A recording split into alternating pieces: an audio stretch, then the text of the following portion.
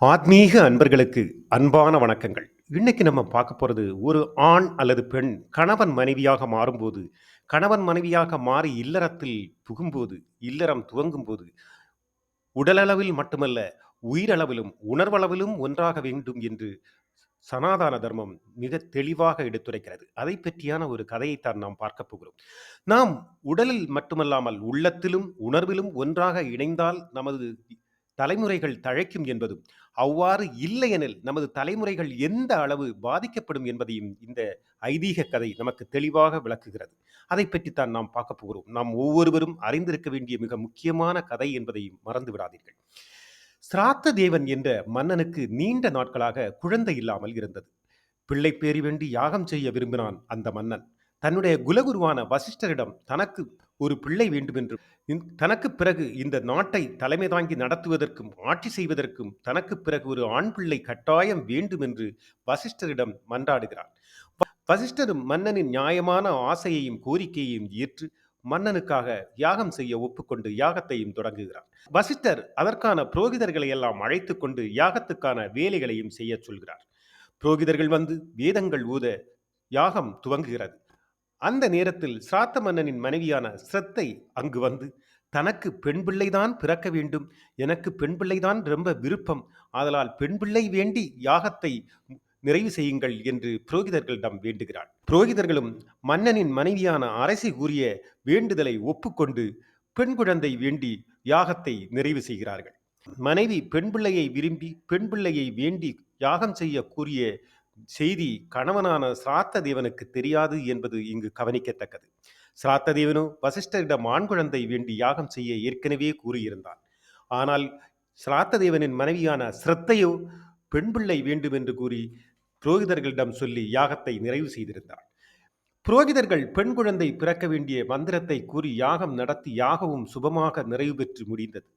யாகத்தின் விளைவாக மன்னனின் மனைவி கருவுற்றாள். ஒரு அழகான பெண் குழந்தையை பெற்றெடுத்தாள். அந்த குழந்தைக்கு இளை என்று பெயரிட்டார். தனக்கு ஆண் குழந்தை பிறக்கும் என்று எண்ணிய மன்னனுக்கு பெரும் அதிர்ச்சியாக இருந்தது பெண் குழந்தை பிறந்ததைக் கண்டு. ஒரு குழப்பமே அவனுக்கு உண்டானது.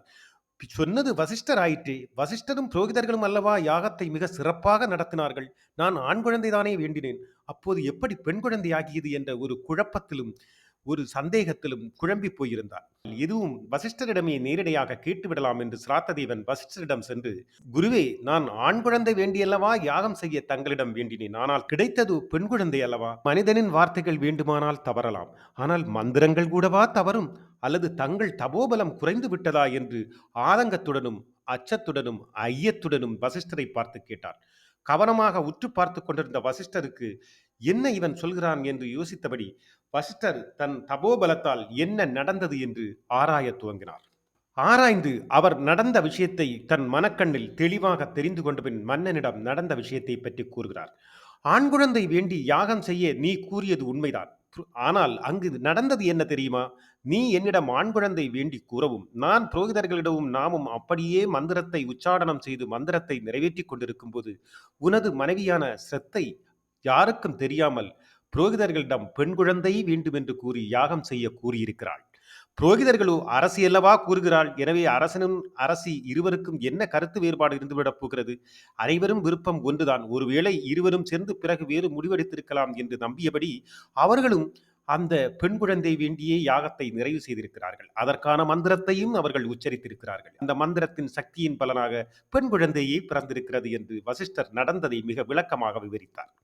சிரத்தாதேவா, இனி நீ கவலை கொள்ளாதே, என் தபோபலத்தால் வேண்டுமென்றால் உனது பெண் குழந்தையை நான் ஆண் குழந்தையாக மாற்றி விடுகிறேன், ஏன் கவலை கொள்கிறாய் என்று கூறி வசிஷ்டர் அந்த நாராயணனை துதித்து பகவானின் அனுக்கிரகத்தை பெற்று அவருடைய கருணையினால் இளையென்ற அந்த பெண் குழந்தையை ஆணாக மாற்றினார்.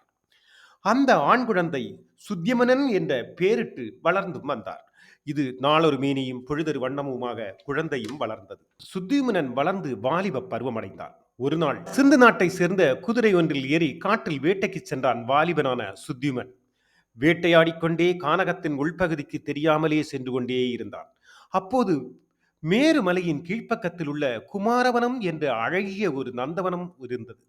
அந்த நந்தவனத்திற்குள் வேட்டையாடும் ஆவலிலும் ஆர்வத்திலும் அப்படியே நந்தவனத்திற்குள்ளும் தெரியாமல் நுழைந்து விட்டார். அந்த வனமானது சிவனும் பார்வதியும் தனிமையில் இளைப்பாறும் மிக அழகிய நந்தவனம். அந்த நந்தவனத்திற்குள் யாரும் அனுமதியின்றி நுழைவதில்லை. யாரும் அவர்களை தொந்தரவு பண்ணும் வழி அதுவழி செல்வதே இல்லை. மீறி நுழைபவர்கள் யாராக இருந்தாலும் அது அவர்கள் ஆடவர்களாக இருந்தால் பெண்ணாக மாறிவிடுவார்கள் என்று ஏற்கனவே பரமசிவன் சாபம் போட்டிருந்தார். அந்த சாபத்தின் அல்லது அவர் வகுத்திருந்த எல்லையின் காரணமாக அந்த நந்தவனத்திற்குள் நுழைபவர்கள் ஆண்கள் அனைவரும் பெண்ணாக மாறிவிடுவார்கள். இப்போது சுத்திமனன் வேட்டையாடும் ஆர்வத்தில் தெரியாமல் அந்த நந்தவனத்திற்குள் புகுந்து அவன் பெண்ணாக மாறிவிட்டான். அவன் மட்டுமா மாறினான்? அவன் கூட வந்த படை வீரர்கள் அனைவருமே பெண்ணாக மாறிவிட்டார்கள். அவர்கள் மட்டுமா மாறினார்கள்? குதிரையும் கூட பெண் குதிரையாகிவிட்டது என்பதுதான் ஆச்சரியம்.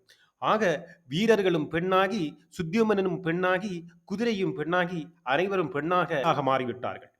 பிறகுதான் அவர்களுக்கு நடந்தது தெரிந்தது. அதானது தாங்கள் அத்துமீறி பரமசிவனும் பார்வதியும் இருக்கின்ற அந்த கானக வனத்திற்குள் நுழைந்து விட்டோம் என்பதை உணர்ந்தவர்கள் இனி என்ன செய்வது என்று மிகவும் வருத்தப்பட்டார்கள்.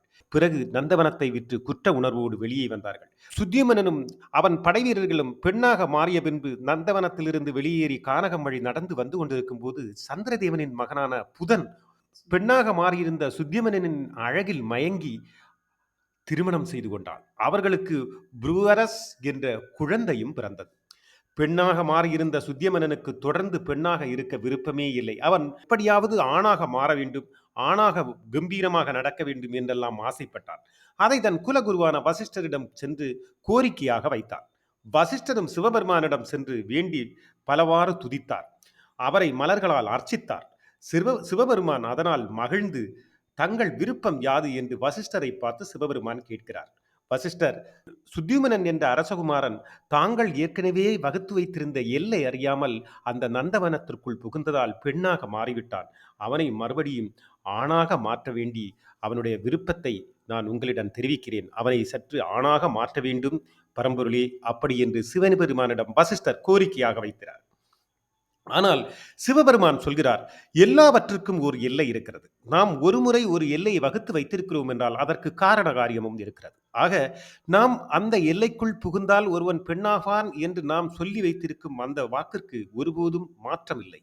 அதற்கென்றுக்கும் ஒரு மதிப்பு இருக்கிறது. நாம் ஒருவருக்கு வரம் கொடுப்பதாக இருந்தால் கூட அந்த வரத்தை உடனே திருப்பி எடுத்துக் கொள்வதில்லை. அதுபோலதான் இதுவும்.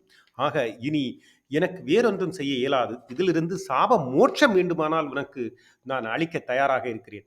எனவே இந்த இக்கட்டான சூழலை சரி செய்ய என்ன செய்வதென்று யோசனை செய்துவிட்டு சுத்தியுமனன் வேண்டுமானால் அவனுடைய விருப்பப்படி ஒரு மாதம் ஆணாக இருக்கட்டும், அல்லாமல் சாபத்தின்படி ஒரு மாதம் பெண்ணாக இருக்கட்டும், அப்படி மாறி மாறி வேண்டுமானால் அவன் எல்லை மீறிய அந்த குற்றத்தின் தண்டனையை அனுபவிப்பதுமாக இருக்கும். ஆக பெண்ணாக மாறியது ஒரு தண்டனையே அல்ல.